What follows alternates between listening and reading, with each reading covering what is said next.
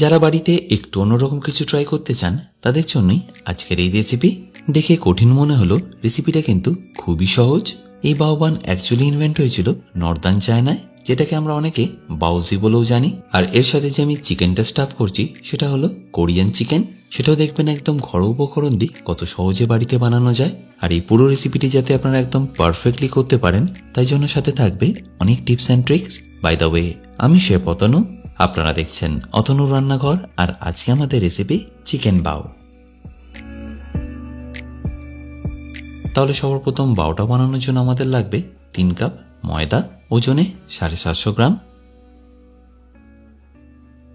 তারপর লাগবে স্বাদ মতো নুন, স্বাদ মতো চিনি, আর সাথে এটাকে ফ্লাফি করার জন্য ড্রাই ইস্ট। এবার এই সব শুকনো উপকরণগুলোকে ভালো করে আমি মিশিয়ে নিচ্ছি। আচ্ছা, আপনাদের কাছে যদি মনে হয় ড্রাই ইস্ট নেই, সেক্ষেত্রে আপনারা কিন্তু সামান্য একটু বেকিং পাউডারও দিয়ে দিতে পারেন। আর তারপরে সবকিছুকে ভালো করে মেশানো হয়ে গেলে দিয়ে দিন পরিমাণ মতো জল। আচ্ছা, জলের পরিমাণটা এখানে আপনারা প্রথমবার একটু কম দেবেন, কারণ এই ময়দাটা মাখতে আমাদের দুধেরও ব্যবহার করতে হবে। এই রেসিপিটা কিন্তু ইস্ট ছাড়াও বানানো যায়। সেক্ষেত্রে আপনাদের টক দইয়ের মধ্যে বেকিং সোডা আর বেকিং পাউডার ব্যবহার করতে হবে। আর সেই দইটা দিয়ে আপনাদের খুবই কম জল দিয়ে ময়দাটাকে মেখে নিতে হবে। বাট অ্যাকচুয়াল রেসিপিতে ইস্টটাই ব্যবহার করা হয়। আর আপনারা হয়তো নিশ্চয়ই দেখলেন ওই জলের মধ্যে আমি সামান্য একটু তেল আর দুধ দিয়ে ভালো করে এই ময়দাটাকে মেখে নিচ্ছি। দুধটা যদি হালকা উষ্ণ গরমও হয় তাতেও কোনো অসুবিধে নেই, সেক্ষেত্রে ইস্টটা আরো ভালোভাবে প্রুফ করবে। প্রথমে সবকিছুকে একবার ভালো করে মিশিয়ে নেবেন। তারপর যদি দেখেন একটু জল লাগবে, সেক্ষেত্রে সামান্য একটু জল ব্যবহার করবেন। আচ্ছা, এখানে বলে রাখি, আপনারা যারা অতনু রান্নাঘরের ইউটেন্সিলগুলো কিনে নিতে চাইছেন, লিঙ্ক আমি অলরেডি ডিসক্রিপশন বক্সে দিয়ে রেখেছি। অ্যামাজন থেকে সেটা আপনারা ইজিলি কিনে নিতে পারবেন। আশা করি দেখে নিশ্চয়ই বুঝতে পারছেন ময়দাটা কিন্তু খুব বেশি শক্তও নয়, আবার খুব বেশি নরমও নয়। ঠিক এরকম মিডিয়াম সফট হিসাবেই মেখে নিতে হবে। আর মাখা হয়ে গেলে এটা আপনারা বুঝবেন কিভাবে এটা একদম পারফেক্টলি মাখা হয়েছে। তার জন্য এইভাবে প্রেস করলেই দেখবেন পুরো ময়দাটা এরকম বাউন্স ব্যাক করছে। ব্যাস, তারপর এটাকে ঢেকে দিয়ে রেখে দিন মিনিমাম 20 থেকে 25 মিনিটের জন্য। আপনাদের দেখার সুবিধার্থের জন্য আমি এইভাবে প্লাস্টিক র্যাপ চাপা দিয়ে দিলাম। বাট আপনারা চাইলে যে কোনো থালা বা প্লেট দিয়ে এটাকে চাপা দিয়ে রাখতে পারেন। আচ্ছা, এবার কোরিয়ান চিকেনটা বানানোর জন্য আমি এখানে সবার প্রথম চিকেনগুলোকে কেটে নেব। আমি এখানে বোনলেস চিকেন নেওয়ার জন্য চিকেন ব্রেস্ট ব্যবহার করলাম। বাট আপনারা চাইলে বোনলেস চিকেন লেগও ব্যবহার করতে পারেন।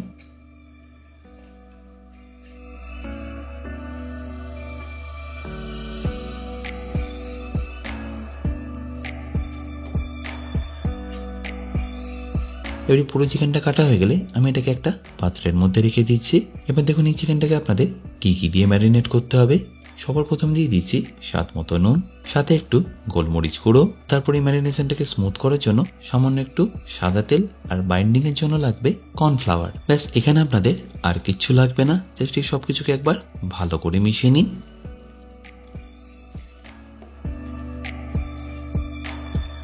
আর মেশানো হয়ে গেলে ডাইরেক্টলি তেলের মধ্যে ছেড়ে দিন এটাকে ফ্রাই করার জন্য। মনে রাখবেন এটাকে আপনাদের কিন্তু একদম ক্রিস্পি করে ফ্রাই করতে হবে। মনে রাখবেন এটা মোটামুটি কমপ্লিটলি ফ্রাই হতে সময় লাগবে 3 থেকে 4 মিনিট।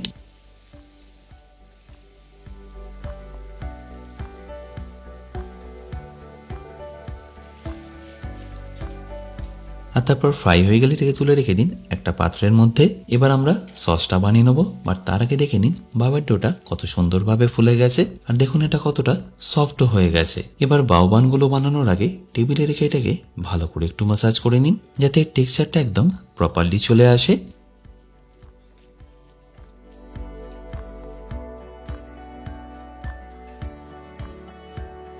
আচ্ছা, এবারে লেচিটা কাটার জন্য আমি এইভাবে এটাকে একটু লম্বা করে রোল করে নিচ্ছি। আর এরকম লম্বা রোল হয়ে গেলে এটাকে আমি ছুরি দিয়ে কেটে নিচ্ছি। আপনারা এটাকে হাত দিয়েও ছিঁড়ে নিতে পারেন, বাট ছুরি দিয়ে কাটলে দেখবেন খুব সহজেই এটা হয়ে যায়।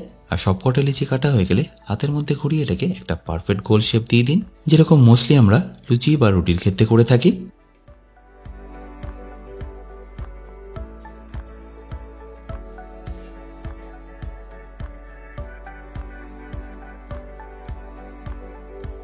এবারে সব কটা লেচিকে ভালো করে গোল করা হয়ে গেলে আপনাদের কিছু এইভাবে বাটার পেপার কেটে রাখতে হবে, যেগুলোকে আমি এইভাবে ট্রের মধ্যে সাজিয়ে রাখবো। আচ্ছা, এখানে বলে রাখি, আপনারা যদি কোনো কারণে বাটার পেপার না পান সেক্ষেত্রে কোনো অসুবিধা নেই। ট্রের মধ্যে খুব ভালোভাবে তেল মাখিয়ে রাখবেন, তাহলে দেখবেন এটাকে ইজিলি তোলা যাচ্ছে। এবার বাউবান বানানোর জন্য লেচিগুলোকে আমাদের বেলে নিতে হবে। আর এটাকে আমি ঠিক যেভাবে বেলছি সেইভাবেই আপনারা বেলে নেবেন।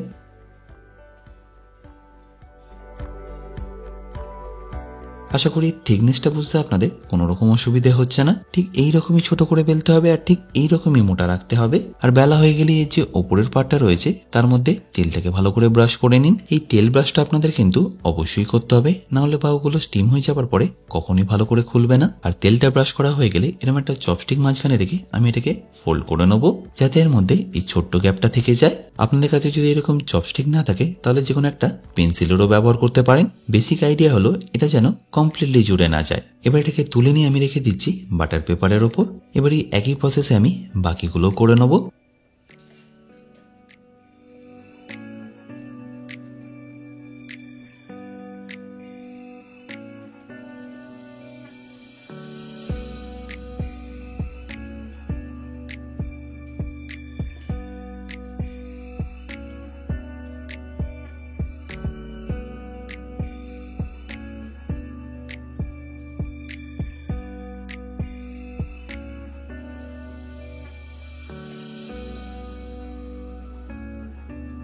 আচ্ছা, এখানে বলে রাখি আপনাদের কিন্তু এটা এক্ষুনি স্টিম করতে দিতে হবে না। মিনিমাম 15 মিনিট এইভাবে ঢাকা দিয়ে রেখে দিতে হবে রেস্টিংয়ে, যাতে এটা একটু প্রুফ হয়ে যায়। এবার খুব তাড়াতাড়ি আমি আপনাদের কোরিয়ান সসটাও বানিয়ে দেখাচ্ছি। তার জন্য একটা ননস্টিকের প্যানে নিয়ে নিচ্ছি 1.5 চা চামচ সাদা তেল। আর তেলটা গরম হয়ে গেলে দিয়ে দেবো 2 চা চামচ রসুন কুচি। তারপর ভালো করে ভেজে নেবো যতক্ষণে এটা একটু লাল লাল হয়ে আসছে।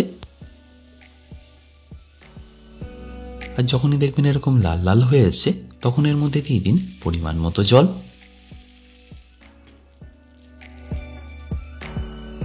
তারপর ফ্লেমটা হাই করে আপনাদের দিয়ে দিতে হবে 2 চা চামচ চিনি, 1 চা চামচ রেড চিলি সস, 1 চা চামচ সয়া সস আর সাথে 2 চা চামচ টমেটো কেচাপ।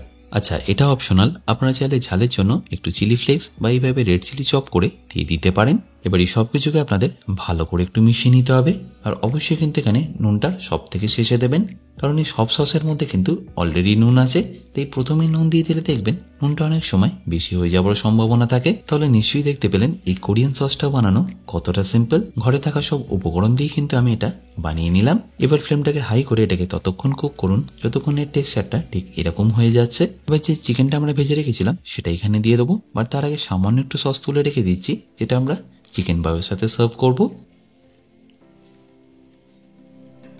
এবার যে চিকেনগুলো আমরা ফ্রাই করে রেখেছিলাম সেটা এখানে দিয়ে দিচ্ছি। আর তারপর এটাকে ভালো করে মিশিয়ে নিচ্ছি। এরকম প্রচুর সস আমি শিখেছি আমার বেসিক কুকিং কোর্সে, যেটা আপনারা পেয়ে যাবেন আমার নিজস্ব ওয়েবসাইট www.otonurannaghar.com-এ। আর এরকম সস ছাড়াও থাকবে বিভিন্ন রকম মশলা, স্যালাড, ম্যারিনেশন, প্রায় 60টারও বেশি ভিডিও, যেগুলো আপনাদের হেল্প করবে নিত্য প্রয়োজনীয় রান্নাগুলোকে আরও সুস্বাদু করে তোলার জন্য। কোর্সের পারচেস লিঙ্কটা যদিও ডেসক্রিপশনে দেওয়া আছে, তাও যদি আপনাদের কিনতে কোনো রকম অসুবিধা হয় আমার সাথে এই হেল্পলাইনে যোগাযোগ করতে পারেন। আর ফাইনালি এই কোরিয়ান চিকেনটাকে আমি ফিনিশ করব সামান্য একটু ধনেপাতা আর পেঁয়াজ পাতা দিয়ে।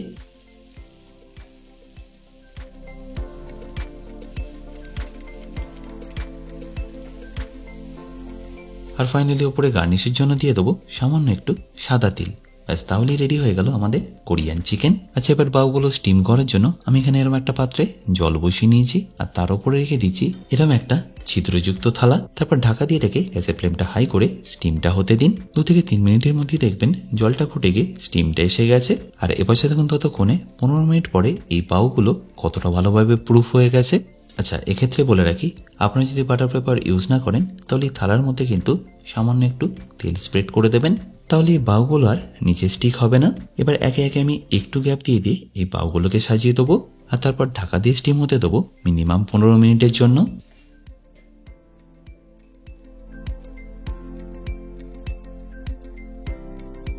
আর এটা যতক্ষণ স্টিম হচ্ছে আমি এখানে একটা শসাকে এইভাবে একটু পাতলা করে কেটে নিচ্ছি।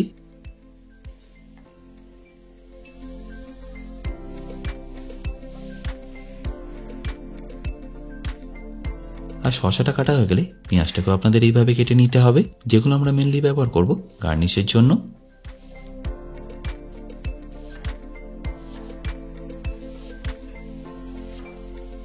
এবার 15 মিনিট পরে দেখুন চিকেন বাগুলো কত সুন্দরভাবে স্টিম হয়ে গেছে। এবার একে তুলে নিয়ে আমি একে একে প্লেটের মধ্যে রেখে দিচ্ছি।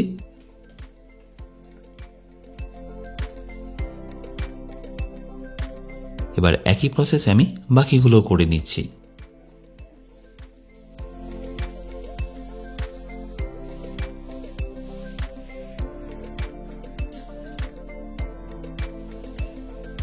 এটাকে সার্ভ কিভাবে করতে হবে বা অ্যাসেম্বল কিভাবে করতে হবে সেটা আপনাদের নিশ্চয়ই দেখাবো, আর তার আগে দেখে নিন বাউটা কতটা সফট হয়েছে।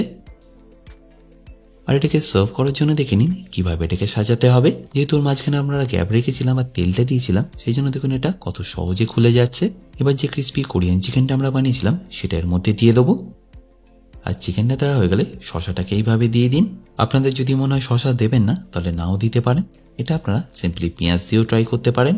তারপর ফাইনালি গার্নিশের জন্য দিয়ে দেবো সামান্য একটু তিল আর একটা ধনেপাতা। ব্যাস তাহলে রেডি হয়ে গেল আপনাদের বাও উইথ কোরিয়ান ফ্রাইড চিকেন।